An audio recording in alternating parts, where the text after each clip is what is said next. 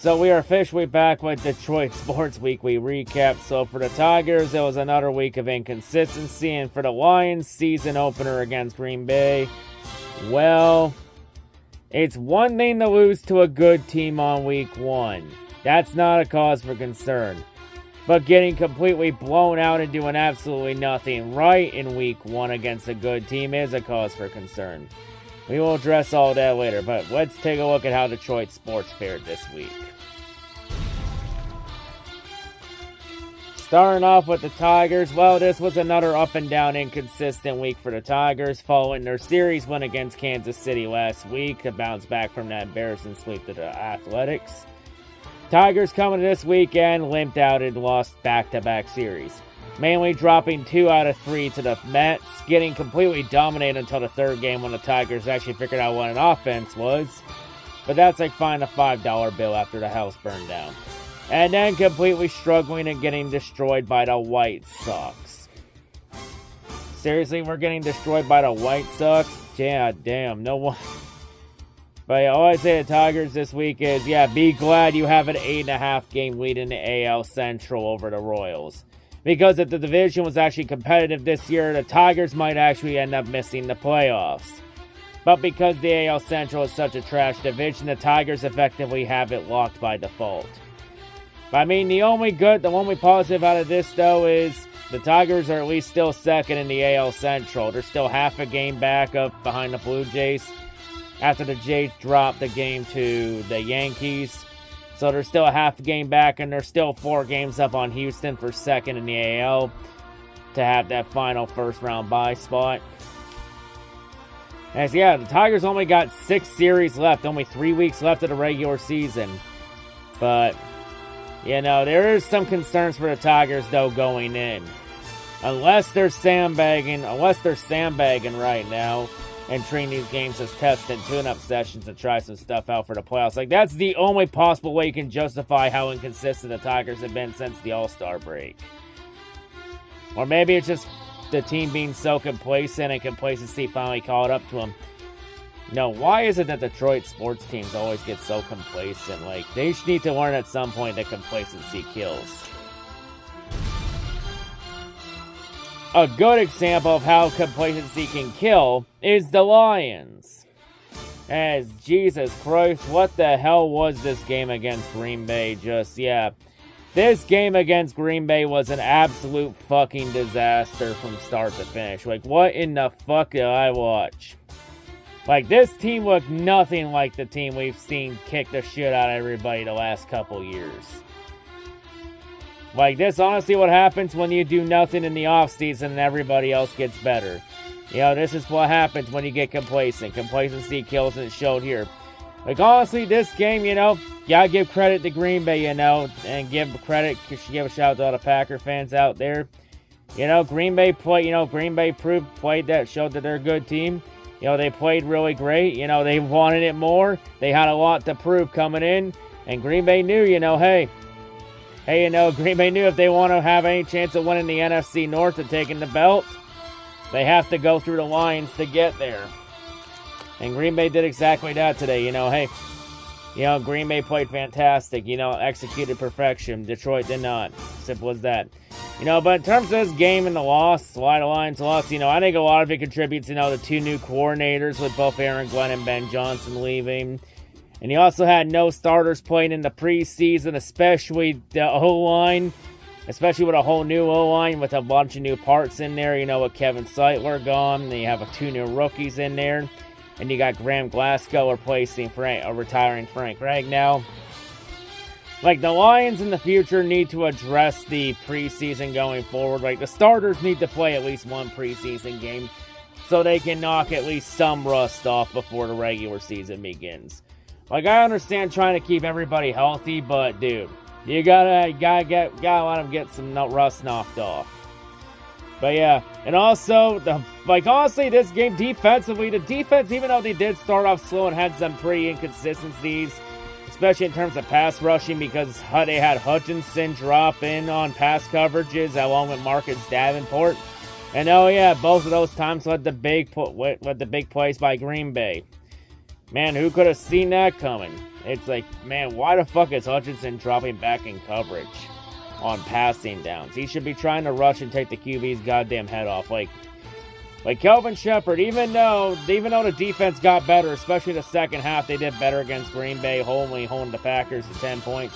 Like, they only held Green Bay to 17 points through 3 quarters. Like, defensively, the Lions played good enough to win.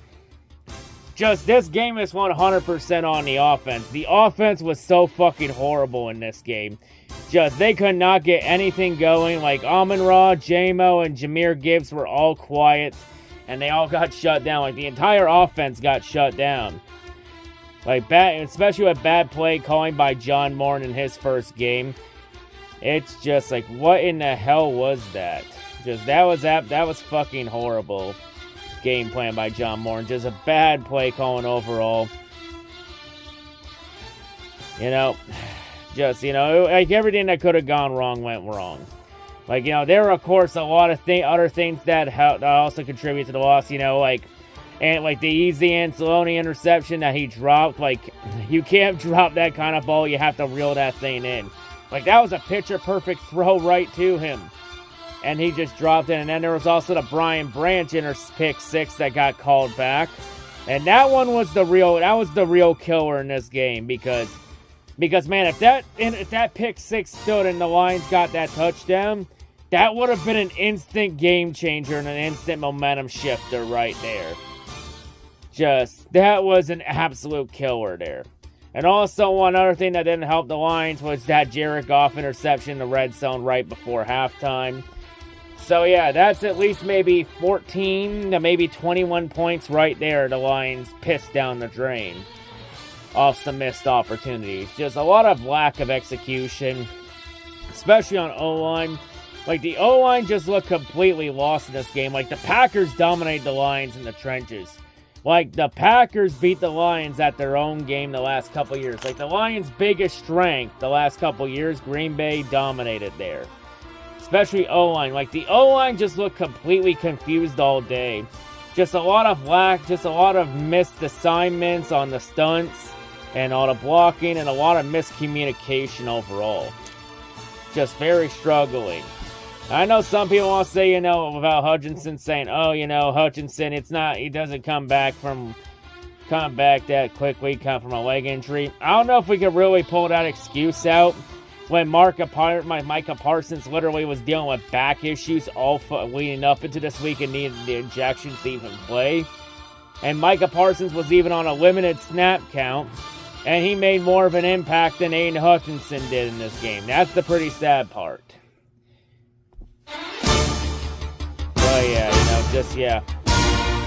But yeah, you know, the one pause about this is, you know, it's only week 1, and, you know, the NFL's an absolute marathon, and, you know, season's not a sprint, it's a marathon, you know, it's still a long ways to go. Like, there's still 16 games left to get this thing back on track, but they got figured out next week, especially with how brutal the Lions' schedule is to start the year.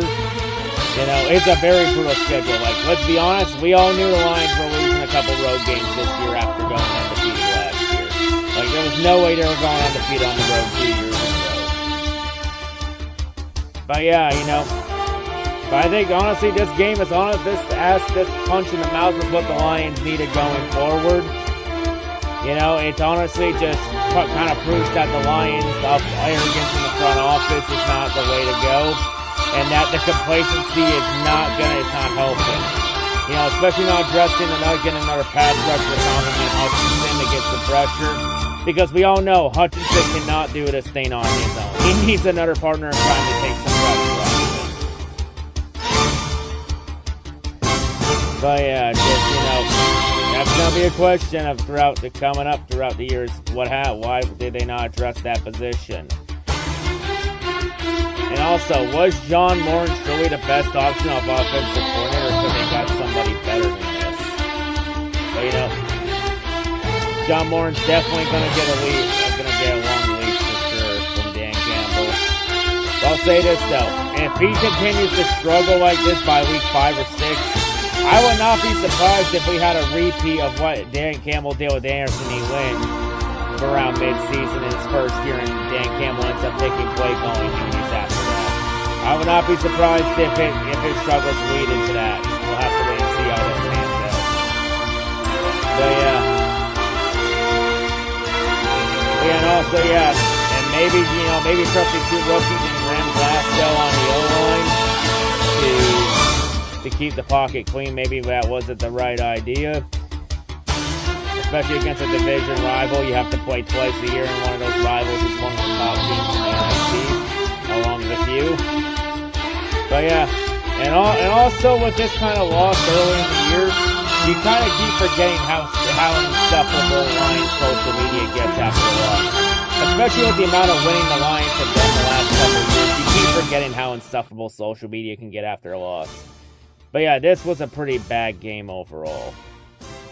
But long season ago, like the only thing the Lions can do now is just keep their heads down, move on, refocus, and keep getting better each week and get refocused next week against Chicago and try and get this thing back up and running in the home opener next week against the Bears.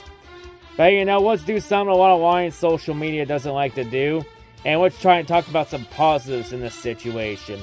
I mean, a couple positives from this game is that Davenport didn't lasted 4 quarters in this game, since we all know how injury-prone Marcus Davenport can get. So that's good to see there. He can actually last. Now, whether he can hold up for a whole season or not is to be determined. Also, the run defense was pretty good. The Lions did a really good job stuffing the run and stopping that. So that was good to see there, too. And also, Isaac Tesla's first career touchdown. That's about the only positive on the Lions offense the entire game. Too bad that touchdown was a garbage time touchdown. And it was a great one-handed catch, too. Why did that have to be a garbage time touchdown?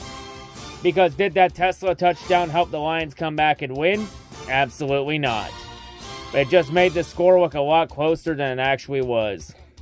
And also another positive, no Lions had any major injuries coming out of this game, so nobody goes to IR on Monday. So hey, the Lions actually came out of this pretty healthy so far.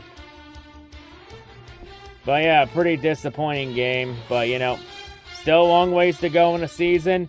Just got to keep trusting the process. The Lions need to get back to playing the mean smash mouth football they've been known to play the last couple years. Still a long ways to go. We have the right coach. We have the right staff to get this thing turned around. It's just going to be some growing pains for this year. But yeah, honestly, just bounce back next week on the Chicago. See y'all later.